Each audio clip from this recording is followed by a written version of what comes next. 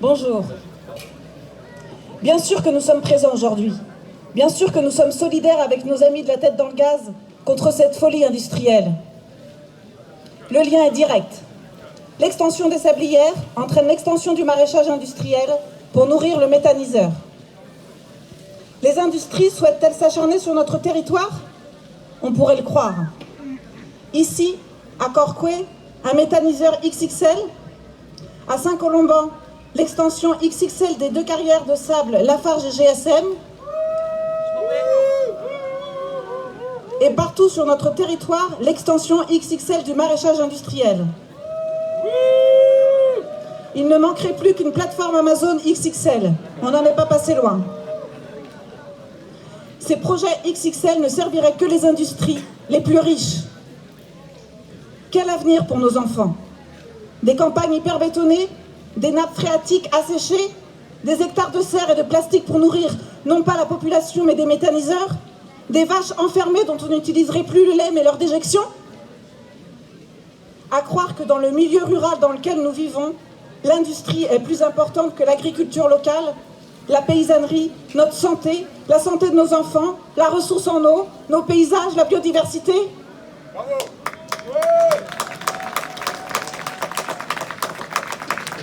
Nous pensons l'inverse. En effet, comme l'a dit M. No tout à l'heure, je le cite, « La recherche d'argent ne peut pas substituer à l'agriculture. »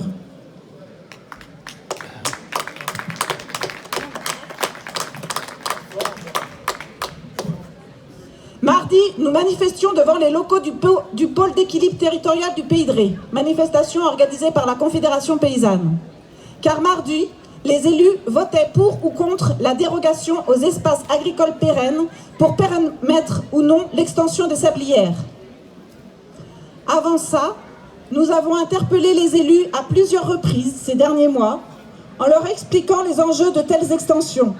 Nous les avons invités à prendre le temps de la réflexion, à attendre les résultats des études indépendantes qui ont démarré, notamment l'étude Ashmuc, à ne pas céder à la pression de Lafarge et GSM qui dicte le tempo et impose le calendrier, à protéger l'agriculture et les paysans, à protéger la ressource en eau plutôt que de permettre l'épuisement de la plus grande réserve souterraine du lac, la nappe de Grandlieu, à préserver notre nature, notre bocage, à ne pas se cacher derrière une consultation biaisée, à réfléchir à d'autres techniques de construction plutôt que de continuer tête baissée avec les émissions énormes de gaz à effet de serre que génère la fabrication du ciment.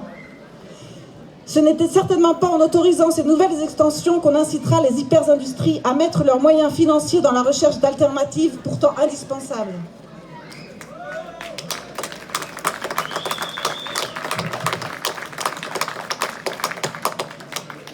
Avant ça, il y avait déjà eu 2 dérogations aux espaces agricoles pérennes qui avaient été acceptées.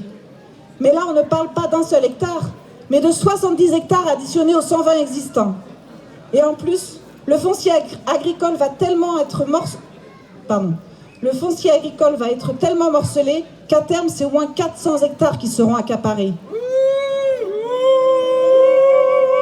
Sans compter les centaines d'hectares accaparés par les maraîchers industriels. Eh bien, mardi, 37 élus sur 53, sous prétexte de connivence entre maires et d'économie de l'industrie, ont voté pour la dérogation aux espaces agricoles pérennes. Alors qu'en 2013, les élus s'étaient accordés à protéger ces espaces pour un usage agricole uniquement. Et c'est M.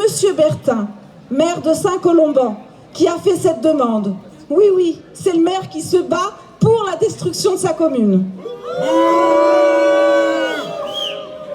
Et dans le même temps, M. Bertin, le maire de Saint-Colomban, opère des échanges parcellaires pour permettre aux maraîchers industriels de s'étendre et de monter de plus en plus de serres multichapelles. Il n'est plus à sa place.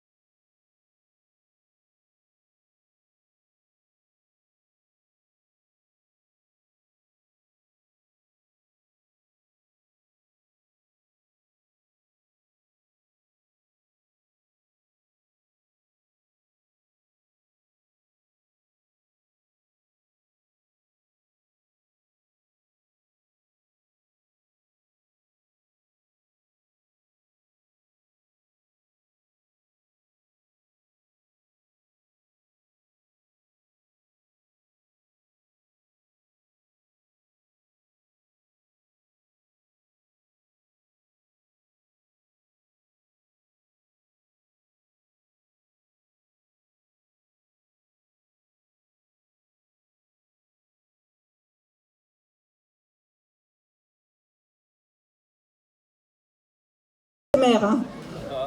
C'était le mandat de trop, là. Voilà où nous en sommes. Triste société, non? Triste ruralité. Oui, nous sommes en colère. Mais la lutte n'est pas terminée.